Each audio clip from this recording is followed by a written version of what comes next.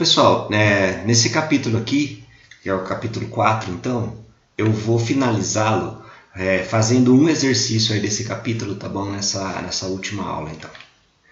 Bom, então o exercício que eu vou tentar resolver para vocês aqui é o 4.7, tá bom? Então, basicamente, o enunciado do problema é o mesmo lá da lista, claro, né? Então, está escrito aqui, ó. Mostre que um pacote de onda se dispersa se considerarmos termos de ordem quadrática em ômega menos ômega zero na expansão do vetor de onda k de ômega. Sugestão, considere uma distribuição de frequência do tipo gaussiana de E0 de ômega. Bom, pessoal, então como é que a gente vai fazer? A gente quer mostrar aqui então que esse pacote se dispersa quando a gente considera uma distribuição, termos, melhor dizendo, quadráticos na expansão do vetor de onda k de ômega. Lembra que lá na sala, né, a gente resolveu, a gente trabalhou um pouquinho com esse k de ômega, né, indo até a primeira ordem, né? Então a gente foi até o termo lá, K0 mais ômega menos ômega zero. Agora a gente vai ter um segundo termo, que vai ter a segunda derivada, né, usando a expansão em série de Taylor, com um termo que vai então quadrático, que vai ômega menos ômega zero ao quadrado. E a ideia então é mostrar que isso leva a uma dispersão aqui do pacote de ondas do pulso. E ele pede para a gente aqui, ó, considerar um pulso gaussiano. Então, como é que a gente vai fazer? A gente vai pegar aqui, ó, considerando z igual a zero, tá bom? Ou seja, antes de começar a se propagar, então, o meu pulso inicial, ele tem, então, um E de t, que vai ser E0e elevado a menos t ao quadrado sobre 2t0 ao quadrado, né? Estou imaginando aqui, então, uma distribuição do tipo gaussiana, temporalmente. Então, é um pulso, né? Que é uma gaussianinha no tempo. E aqui tem o termo, então, oscilante, né? E elevado a mais i ômega 0t, tudo bem? Bom, o que a gente tem que fazer agora? Eu preciso calcular o espectro desse pulso, tá bom? Como é que a gente faz isso? Então, eu vou calcular aqui o meu g de ômega, né? Que seria, então, o meu campo espectral, tá bom? Que seria a transformada de Fourier do meu e de t. Então, o meu g de ômega vai ser 1 sobre a raiz de 2π, integral de menos infinito até infinito, do e de t, que é esse pulso gaussiano aqui de cima, e elevado a i ômega t dt. Então, faço a transformação. Então, você vendo que isso aqui eu estou somando, né, a minha integral em t, então vai dar uma função apenas em ômega, tá bom? Então, essa aqui é a tal da transformada de Fourier. Então, se eu sei o meu pulso no domínio do tempo, eu consigo escrever o meu pulso agora, como é que vai ser o meu pulso no domínio das frequências que eu estou chamando aqui de g de ômega. Bom, pessoal, é só substituir, então, essa história toda aqui dentro, né? E aí vai dar essa coisa aqui, elevado a menos t ao quadrado sobre 2t0, que é a parte gaussiana temporal, e elevado a i ômega menos ômega zero, né, que eu já estou juntando então esse ômega daqui com aquele ômega zero de lá, para ficar tudo certinho. Tá bom? Bom, como é que a gente faz? Para fazer essa conta, a maneira mais fácil de fazer, ó, é pegar esse termo aqui que está no exponencial, tá bom? Porque eu estou só reescrevendo aqui embaixo, colocando 2t0 ao quadrado em evidência, e completando quadrados nesse termo, tá bom? Então, eu vou aqui somando e subtraindo essa componente aqui, tá bom? Então, você vê que seria t ao quadrado aqui, né? Estou colocando 2t0 em evidência, então fica um t0 multiplicando aqui vezes 2, tá bom? Então, isso aqui é o que já está lá, essa parte aqui, ó, esses dois termos é o que já está lá. Então, eu somo e subtraio esse cara aqui só para completar quadrados. Então, isso aqui fica um quadrado perfeito, tá bom? Que a gente pode escrever, então, como sendo t menos i ômega menos ômega zero vezes t0 ao quadrado, menos esse termo. Então, aqui fica um quadrado perfeito. Então, a minha função, né, g de ômega, tá bom? Que é essa que está escrito aqui, né? Eu estou falando que é para z igual a zero aqui porque eu não comecei a propagação, né? Então eu vou só explicitar aqui, ó, é o g de 0, ômega, né? G para z igual a zero vezes ômega, vai dar então, ó, esse termo que sobra do lado de cá, essa exponencial, né? A hora que eu substituo isso daqui lá na minha exponencial lá, isso daqui, ó, não depende do tempo, então pode sair para fora da integral. A única parte que depende do tempo é essa daqui, tá bom? Então, olha só. Então, eu consigo tirar toda a parte lá que depende do tempo. Eu chamo de telinha, né? Vou fazer tudo para vocês, que é para vocês terem um pouco de diversão, né? Eu faço uma mudança de variáveis aqui para chamar isso daqui de telinha, tá bom? A minha integral ela vai continuar de menos infinito até infinito, tá bom? E aí, essa integral aqui, ó, essa integral de menos infinito a infinito de 1 elevado a menos t' ao quadrado sobre 2t0 ao quadrado, isso daqui vai dar raiz de 2π sobre 3/0, tá bom? Essa integral aqui é conhecida, tá bom? Então a integral de uma gaussiana essa integral ela seria difícil se ela não fosse de menos infinito a infinito. De menos infinito a infinito ela é bastante conhecida e dá raiz de π t0, tá bom? Portanto, olha só, então substitui esse raiz de π t0, vai cortar com aquele raiz de 2π, vai cortar com aquele raiz de 2π ali, tá bom? Então vai ficar aqui, ó, um E0 vezes t0, que já está aqui, e elevado a menos ômega 0 ao quadrado, t0 ao quadrado, tá bom? Portanto, olha só, o que isso aqui está dando para a gente? Isso aqui está dando uma gaussiana centrada em ômega 0 com uma certa largura aqui que depende do t0, tá bom? Ou seja, está dizendo para mim o seguinte, se eu tenho um pulso que é uma gaussiana no tempo, tá vendo? Ele vai ser também uma gaussiana no espectro. Mas observem, ó, que esse cara aqui, o t0 aparece embaixo, tá bom? E aqui o t0 aparece em cima. Ou seja, quanto mais curto, né, quanto mais apertado for essa minha gaussiana no tempo, né, mais larga ela vai ser no espectro, porque numa delas o t0 aparece embaixo, na outra o t0 aparece em cima, tá bom? Então isso daqui é uma coisa que a gente já deveria saber pela transformada de Fourier, tá certo? Porque ó, quanto menor for esse t0 aqui, mais curta vai ser a minha gaussiana. Se eu quiser fazer um pulso mais curto, né, no tempo, quer dizer que no espectro ele vai ter que ser mais longo. Então o t0 vai para cima e esse espectro aqui tem que ser mais longo. Por quê? Porque eu tenho que ter mais frequências para fazer o batimento dessas diferentes frequências para poder produzir um pulso mais curto possível. Isso aqui é o tal do princípio da transformada de Fourier, né?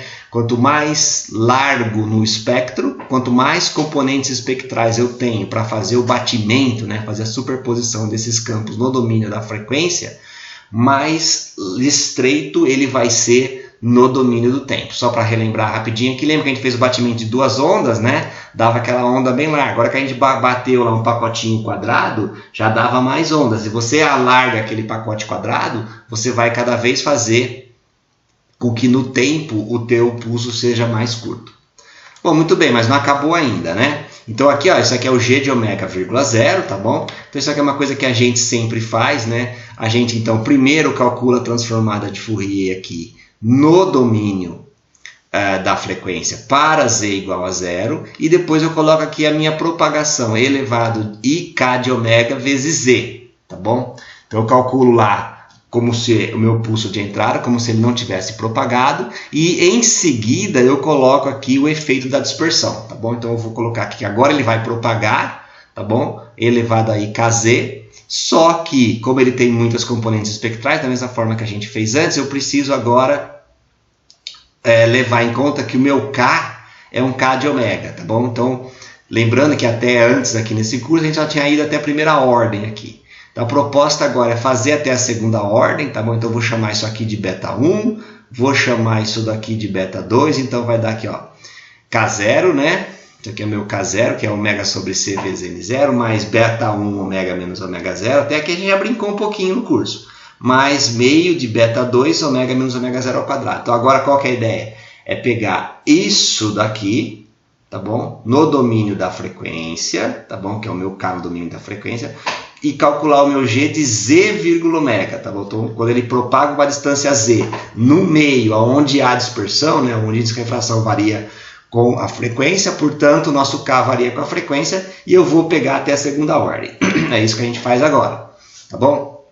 Então, vou colocar esse cara aqui, certo?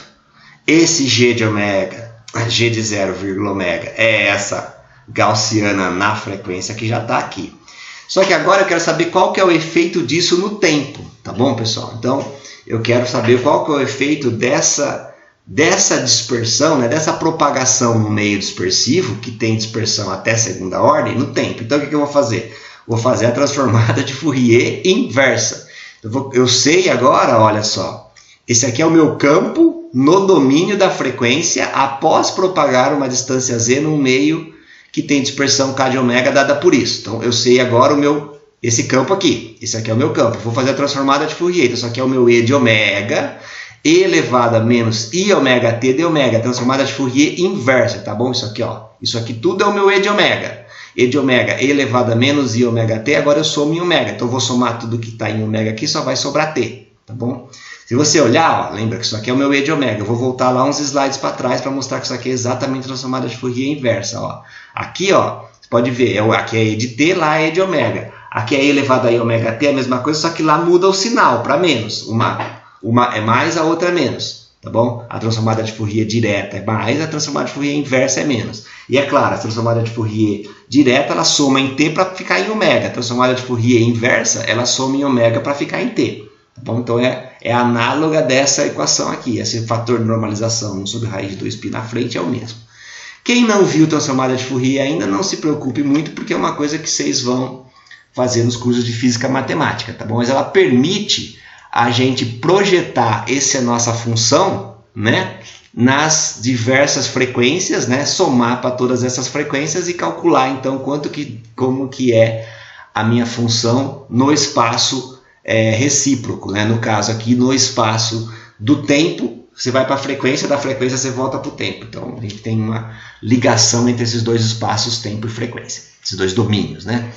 Bom, beleza, pessoal. Aqui, ó, então coloca todo mundo que tem tudo que não depende de ômega, agora pode sair para fora da integral. Então vai ficar a integral de menos infinito a infinito, e elevado a menos i ômega menos ômega zero t0. Aqui fica o negócio meio complicado, porque sobra a dispersão. E esse termo aqui, ó, elevado a menos i ômega menos ômega zero, né, que está ligado com o termo que sobra lá da nossa própria função e de ômega aqui, de ômega. O que a gente faz agora? A maneira mais fácil de fazer isso daqui, eu vou chamar então de omegão, ômega menos ômega zero. Portanto, o meu d omeguinha vai ser igual a d omegão, tá bom? Então isso aqui é uma brincadeira que a gente faz só para centrar, né? Porque aí, em vez de eu estar fazendo essa minha integral centrada em zero, né? Então eu centro em ômega zero fazendo isso, tá bom? Então é uma coisa que a gente faz. A hora que você faz essa mudança de variáveis aqui, então, ó, toda vez que tem ômega menos ômega zero, vai aparecer omegão, tá bom? Então aqui vai aparecer também esse omegão e tá tudo bem, tá bom? Então aqui já tá... Na verdade, aqui já tem que trabalhar um pouquinho, né? Porque aqui já estou juntando, ó, esse termo é de ômega ao quadrado e esse termo é de ômega ao quadrado. Tá aqui, tá bom? E aqui é só o termo que está ômega, que é esse cara aqui, e um termo que sobra aqui da substituição de variáveis. Tá bom? Beleza, que é esse cara aqui também, ó. Esse cara aqui está aqui. Beleza, e de ômega. Para simplificar minha vida, eu vou chamar isso aqui de alfa, isso aqui de gama, tá bom? Então o termo que a gente está interessado é esse beta ao quadrado, porque é o termo de segunda ordem, o termo quadrático, tá bom? E tá aqui a coisa. Novamente, tá? Vou deixar vocês para estudar, mas a dica aqui é completa quadrados naquela função que está lá em cima, tá bom? E elevado a alfa gama ao quadrado mais i, menos alfa ômega ao quadrado mais i gama ômega, tá bom? É isso aqui. Gama, gente. Ômega ao quadrado vezes alfa menos i ômega gama, tá bom? Então, estou pegando esse denominador aqui, ó. Meu Deus, gente, não é denominador. O que está na exponencial aqui, tá bom? Né? Chamando isso aqui de alfa e gama. E estou completando quadrados aqui, tá bom? Então, você completa quadrados aqui, vai ficar um quadradinho perfeito. Você tem que somar e subtrair esse último termo. Tá bom? Então isso daí já é o truque que a gente faz aqui de novo. Substitui esse termo aqui, aquela coisa que está na exponencial, por isso daqui. Faz aí, tira para fora todo mundo que não depende de omegão. Faz uma mudança de variáveis para que isso daqui se chama de ômega maiúsculo linha. Então a tua integral, em vez de ser em d ômega, vai ser em d ômega linha. E de novo, ó, vai dar uma daquelas integrais que a gente já conhece, de menos infinito a infinito, de e elevado a menos alfa gama linha ao quadrado de ômega linha. Essa aqui eu estou falando gama toda hora, mas é ômega, né? De ômega linha ao quadrado, e elevado a menos alfa ômega linha ao quadrado de ômega linha. Então isso aqui vai dar raiz de π sobre alfa. Tá bom? Essa integral aqui é conhecida, até já sabe, raiz de π sobre alfa. Portanto, olha só, o meu e de z, vírgula t, substitui tudo aqui, vai dar, corta, né, esse raiz de π com esse raiz de π que aparece aqui, e esse 2 que está aqui corta com esse 2 que está aqui, e no final das contas a gente vai conseguir calcular o meu e de z, vírgula t. Então, o que dá o meu E de Z, vírgula T? Tem uns termos aqui para fora. Então, você vê que tem aqui, ó, um termo propagante normal, né? E elevado a I, K0Z menos ômega 0T, que é o termo de propagação. E um termo aqui, ó, que tem uma coisa que é tipo uma gaussiana no tempo, né? Então, né, como a gente já imaginava, continua sendo uma gaussiana no tempo. Porém, ó, aqui no denominador dessa gaussiana, na parte que de alguma certa forma contribui para a largura da gaussiana, ela depende do termo, da amplitude daquele termo quadrático, do beta 2, né, que é o termo que multiplica ômega menos ômega 0 ao quadrado. Bom, aí aqui as pessoas costumam fazer a seguinte brincadeira. Costuma se chamar de LD, que é comprimento de dispersão, né, de T0, esse T0 que aparece aqui, dividido por beta 2. E costuma se chamar de T, né, como se fosse um tempo deslocado aqui, ó, beta 1 Z menos T, esse que aparece aqui. Então aqui vai fica uma expressão um pouquinho mais bonita, tá bom? Que é essa que eu estou tentando escrever aqui, ó, tá bom? Então vai dar E0, aquela raiz de 1 menos I Z sobre LD, E elevado a menos T ao quadrado sobre 2T0, 1. Aqui é menos, pessoal, me enganei, 1 menos IZLD, tá bom? Bom, aí, como você tem esse número complexo aqui, né, no denominador dessa parte da exponencial, às vezes é conveniente você multiplicar em cima e embaixo pelo complexo conjugado, que é o que está sendo feito aqui. Você multiplica em cima e embaixo pelo complexo conjugado, e aí você tem aqui essa exponencial fica dessa forma. E aqui, ó, você tem um E0 e você tem também um número complexo. Então aqui a gente, em geral, gosta de expressar esse número complexo como sendo o seu módulo vezes a fase, né? Tá bom? Que a fase, então, aqui vai dar meio, né, do arco tangente de Z sobre LD, tá bom? Que é a parte real pela parte imaginária. Tá bom? Então é só uma maneira aqui de reescrever essa função dessa forma aqui, tá bom? E aí o termo elevado a K0Z menos ômega 0T, tá bom? Eu só estou reescrevendo assim, mas só para deixar dos termos usuais. Porque a hora que você faz dessa forma, você pode olhar para essa expressão toda aqui, ó. É um problema complicado, tá? Por isso que eu resolvi fazer. Você pode olhar para essa expressão toda aqui como sendo um termo de amplitude, que é um módulo, né, do meu E de Z, vírgula T, e um termo de fase, que é um termo do tipo φ de Z, vírgula T, que é uma coisa que a gente já está mais acostumado a trabalhar quando a gente principalmente trabalha com ondas planas, né? Sempre tem esse tipo de cara aqui. Só que o termo de amplitude, ó, quem que é o termo de amplitude? O termo de amplitude é essa coisa toda aqui, que sobra, tá bom? Então isso aqui, ó, isso aqui contribui para o termo de amplitude, isso aqui não, é uma exponencial complexa, então isso aqui contribui para o termo de fase. Esse termo aqui também contribui para o termo de fase. Isso daqui, ó, já vai, essa parte aqui, né, até o 1 vezes esse negócio aqui, ó, também contribui para o termo de amplitude, tá bom? E essa exponencial complexa, essa parte da exponencial aqui multiplicado por e esse aqui contribui para o termo de fase. É o que eu estou explicitando aqui desse lado, tá bom? Então olha só que legal, tá explicado aqui.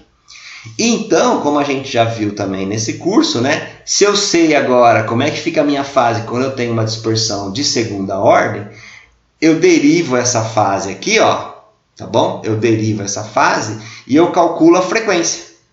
Tá vendo? Eu calculo a frequência aqui, ó. A frequência, então, é menos dφ dt, né, usando a expressãozinha que a gente já aprendeu para frequência generalizada, né? Aí esse dφ dt eu vou fazer dφ dt grande, dtzinho. Calculo essa derivada aqui, ó, tá bom? E é isso que dá a nossa frequência. Então você vê aqui que a nossa frequência ela varia, ó, linearmente com o tempo t. Lembra que quando eu falei da automodulação de fase, eu comentei que o efeito da automodulação de fase ele gerava vermelho na frente do pulso e azul na traseira do pulso. Aí eu falei que devido à dispersão, isso aí gerava o chirp, né? Então aqui na verdade eu estou realmente mostrando que isso é verdade. Então eu falei que a automodulação de fase ela gerava componentes vermelhas à frente do pulso, componentes azuis à traseira do pulso, e que depois, se você considerasse uma dispersão, né, o vermelho vai, sentindo refração menor, vai andar mais, as componentes vermelhas vão andar mais rápido que as componentes azuis, defasando essas duas componentes, né? Tá vendo aqui, ó? Isso aqui dá até pra gente ver que isso é verdade, ó. o meu ômega de T, né, tem umas coisas aqui, mas você vê que ela, no tempo, lembrando que esse T grande aqui é que está ligado com o tempo do meu pulso aqui, né? O T grande é a parte que está ligada com o meu tempo de verdade, né? Mas então o meu tempo está aqui, ó. Então você vê que a minha frequência ela vai ser linearmente distribuída, as diferentes frequências elas vão ser linearmente distribuídas com o tempo. Se você ainda olhar aqui, ó, para a sua parte, a sua amplitude, né? A sua amplitude é uma coisa tipo gaussiana, tá vendo? É uma gaussiana aqui no tempo, né? Estou sempre falando do tempo, né? Nesse tempo deslocado aqui, nesse tempo que eu estou usando aqui, esse tempo T maiúsculo. Então vocês estão vendo aqui, ó, que você pode ter, tá vendo, ó? Quando você não anda nada, né? Quando Z é igual a zero, quando você não desloca, lá no começo, a sua gaussiana, né? Ela é mais apertada aqui, tá bom? À medida que você começa a aumentar aqui, ó, o teu Z, né? O seu Z vai ser duas vezes o LD, por exemplo, né? Onde esse LD é esse tamanho, é uma coisa que tem unidade de comprimento aqui, né? Isso aqui, né? Isso aqui é T0, isso aqui é beta Z, né? Então é claro que T0 ao quadrado sobre beta tem que ter unidade aqui de comprimento para que isso aqui dê certo, né? Então isso daqui tem isso aqui o pessoal chama de comprimento de dispersão, tá bom? Então você vê aqui ó, que quando a tua distância for 2 comprimentos de dispersão, né? Então, ou seja, quando você andou um pouquinho, o teu pulso já alarga, esse pulso aqui vai ficando mais largo. Quando você anda mais, ele vai ficando mais largo ainda, tá bom? Devido então à dispersão. Então, aqui a gente conseguiu demonstrar que você tem um chirp que te gera uma varredura linear das frequências, né? As frequências elas vão se distribuindo linearmente no tempo e o teu pulso também ele vai alargando no tempo, quanto mais ele se propaga lá no seu material. E é claro que quanto maior for a dispersão do material, também, maior vai ser esse alargamento, tá bom? Então, se você olha aqui, ó, quanto maior for o beta, mais esse cara ele vai precisar andar menos para dispersar mais, tá bom? Pessoal, isso aqui eu fiz esse exercício porque eu sabia que ele era um exercício um pouquinho mais elaborado, mas é interessante fazer porque a gente consegue inclusive falar sobre alguns conceitos aí que a gente já tinha discutido ou que eu já tinha comentado em sala de aula. Bom, pessoal, então era esse o problema, então até a próxima aula.